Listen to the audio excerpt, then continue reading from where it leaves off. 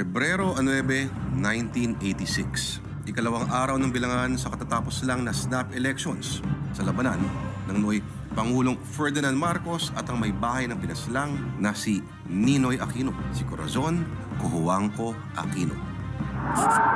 Sa gitna ng bilangan, nag-walk out mula sa PICC ang 35 COMELEC computer tabulators. Dahil imbierna, kesa sikmurain ang umanay pagmamanipula sa resulta ng eleksyon, nag-walk out daw sila. At ang sabi, totoma daw.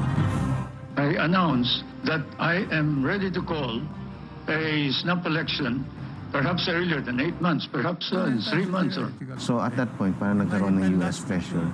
Mukhang you're losing your grip on power, may sakit ka na, and all of that. So that's where he began. Nag-challenge siya dun sa TV show sa US. I'm still popular. I can win. I'll call a snap election. So ang daming na sorpresa kami.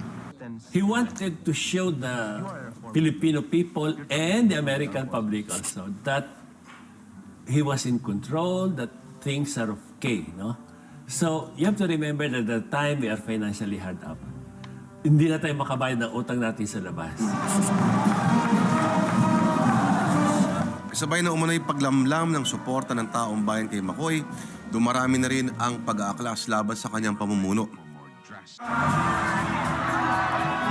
Isang personalidad ang naging muka ng oposisyon noon. Ang dating pro-turned-anti-Marcos na mambabatas na si Salvador Doy Laurel, ang nagpasimula ng United Nations Democratic Organization o UNIDO. Na siya yung nakikita na qualified na pumalit kay President Marcos. Kasi matindi rin tong Doy Laurel. Bata pa siya noon. Bata-bata, gwapo, may karisma. Kailangan ng isang tao na sobrang ibang-iba kay Marcos para ipanlaban sa snap elections nito. No? So, ang mga tao, naisip nila na, bakit hindi na lang si Cory? Sino yung pinakasikat nating kandidato? Ba't hindi si Cory? No? So, yun na nga yung nangyari. Nagkaroon ng friction. Kasi si Doy, talagang naniniwala siya dapat. May kakayahan siya. No? Walang experience si Cory. Up to the last day, hindi nakukumbinsi si Doy Laurel, last day of filing. No? Hindi na ako kumbinsi si Doy Laurel na isuko yung laban.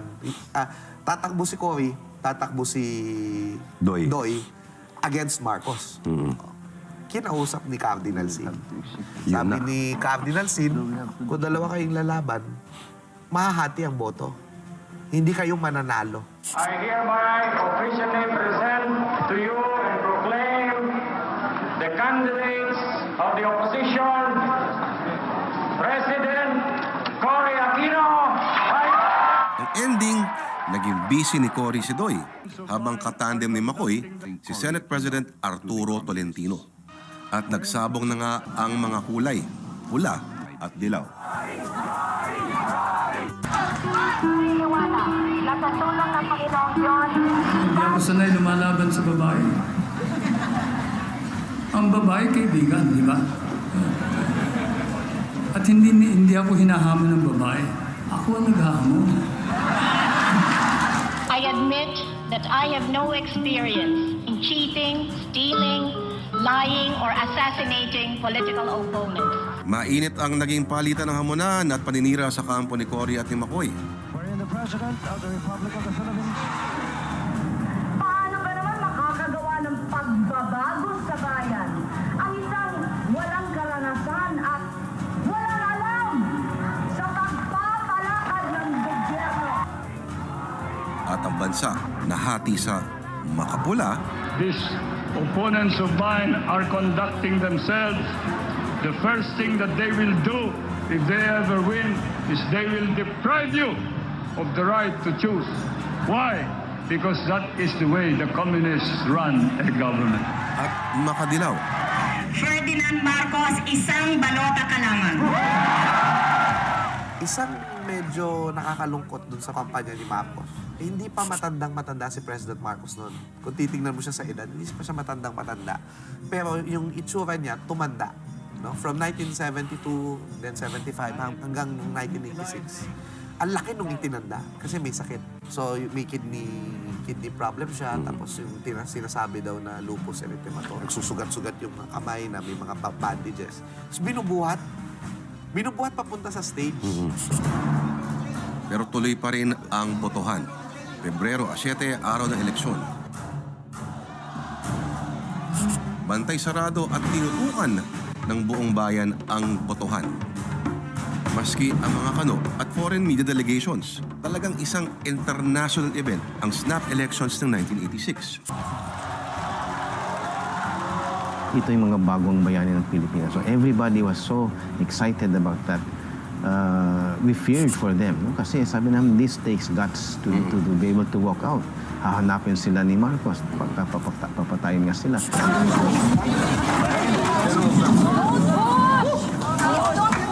Yung COMELEC walkout kasi, isa siyang crucial na narrative doon sa istorya na talagang nandadaya talaga yung administrasyon. Nakadagdag yun doon sa pagkawala ng kredibilidad nung eleksyon. We were not also surprised because we really expect Marcos to cheat.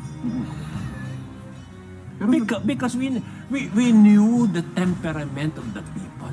I mean, when they walk out, we were not surprised. We would like to manifest, Mr. Speaker, that the certificate of canvass does not contain the required seal. Itunuloy pa rin sa batasang pambansa ang bilangan matapos ang walkout sa PICC. Ang resulta ng COMELEC, pabor kay Marcos. 10 milyong boto laban sa 9 milyong boto ni Cory. Mr. Speaker. Panalo si McCoy. The Speaker recommends that the Batasang Pambansa proclaim Ferdinand E. Marcos as the duly elected President of the Philippines and Arturo M. Tolentino as the duly elected Vice President of the Philippines. Pero dahil nga hindi credible yung elections, may duda pa din. Dahil nga may mga agawan ng balota, may mga evidence, kahit sa photographic evidence, may mga nakuna na tinututukan ng baril yung mga tao na para agawin yung balota. Pero mariin naman itong tinutulan ng Bantay Bayan o ng NAMFREL. Cory was winning by about 700,000 votes in our count. Napansin lang namin noong mag-release sila ng resulta sa PICC na hindi kami magkapareho. Hindi sila nag-release agad eh. Kami, in the eve of the 7th, nagre-release na kami. We were able to go to Green Hills. Doon namin nakita yung board. And then panalo talaga si Cory doon sa quick count. Mga kapatid, tayong lahat kasama natin mga kapatid sa kilusan ng Bobot Loco-Loco ay naniniwala na ang aking ina ang nanalo na sa eleksyong ito at siya na ang ating bagong Pangulo. The people have won this election. Doy and I have won. So don't throw your constitution at me, Mr. Marcos. After 6 days, yung EDSA revolution puputok. Hindi magkakaroon ng EDSA kung hindi nangyari yung boycott ng 6 days before.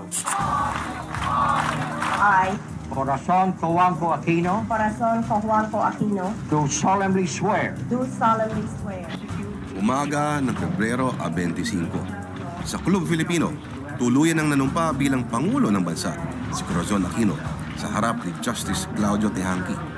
to the service of the nation. so help me God. So help me God. Kinahapunan, si McCoy hindi nagpahuli. Taos puso ako nagpapasalamat sa inyong lahat, sa inyong tangkilig sa akin sa loob ng 20 taon at ngayon ika-21 taon. Nanumpa siya sa palasyo sa harap ng kanyang mga loyal supporters bilang Pangulo rin ng Pilipinas. Sa puntong ito, 2 ang presidente ng bansa. Pakalipas ang 20 taon, natuldukan ang paghahari ni Ferdinand Marcos. Kinagabihan ng parehong araw, umalis sa pwesto si Ferdinand Marcos at tuluyang lumipad patungong Estados Unidos.